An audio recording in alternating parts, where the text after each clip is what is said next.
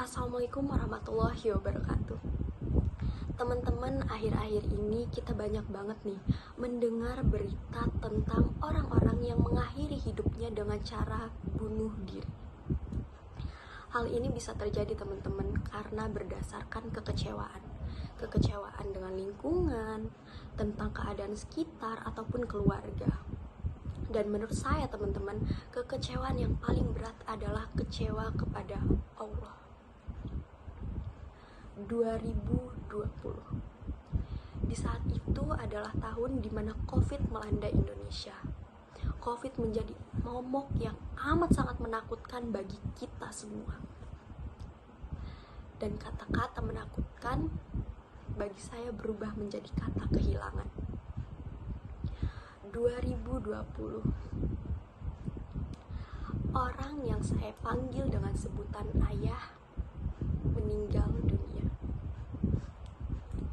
Di tahun 2020, ayah saya terkena COVID-19 dan dia sempat 1 minggu dirawat di rumah, teman-teman. 1 minggu dirawat di rumah, ayah tidak ada perubahan yang signifikan nih tentang kondisinya. Akhirnya setelah 1 minggu dirawat di rumah, ayah dipindahkan ke rumah sakit. 1 minggu ayah dirawat di rumah sakit, alhamdulillah sekali teman-teman, ayah mengalami perubahan yang cukup signifikan. Kondisi ayah mulai membaik, tapi setelah 1 minggu kemudian kondisi ayah kembali drop. Di situ ayah harus memakai bantuan untuk nafasnya karena nafasnya yang sudah semakin sulit dan dadanya yang sudah semakin sesak. Di saat itu juga ayah membutuhkan transfusi darah. Keluarga, semua kerabat berusaha untuk mencari darah mulai dari ke PMI, rumah sakit lain, ataupun mencari pendonor untuk ayah. Setelah itu, alhamdulillah kami mendapatkan darah yang cukup untuk ayah. Akhirnya transfusi darah dilakukan, tetapi setelah 3 hari berlalu, kondisi ayah malah semakin memburuk.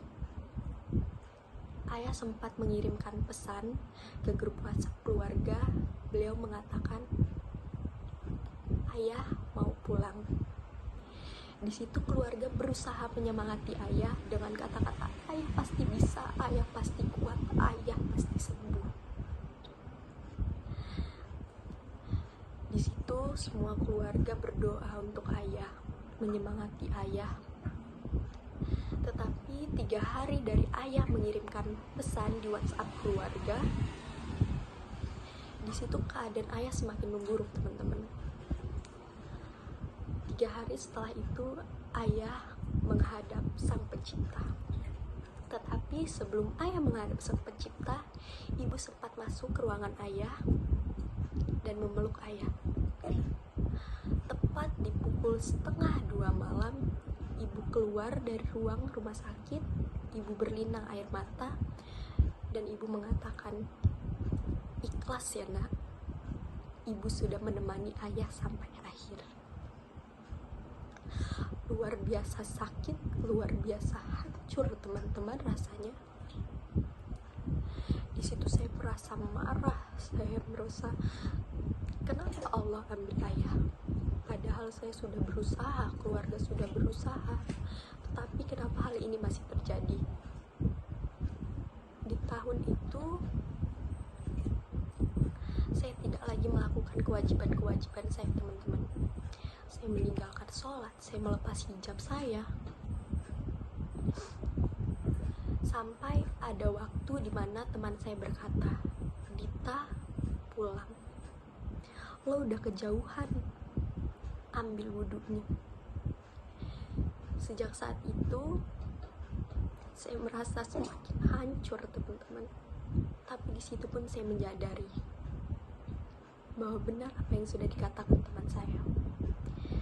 Sejak saat itu saya kembali melakukan kewajiban saya kembali sholat, melaksanakan kewajiban-kewajiban yang memang sudah seharusnya saya lakukan. Dan teman-teman, di saat itu jugalah saya menyadari bahwa ketika saya berpegang teguh kepada Allah, maka di saat itu jugalah saya sudah berpegang kepada tali yang paling kokoh. Dan teman-teman, maksud dari judul saya atau tema kita public speaking pada hari ini adalah jalan yang jauh, jangan lupa pulang.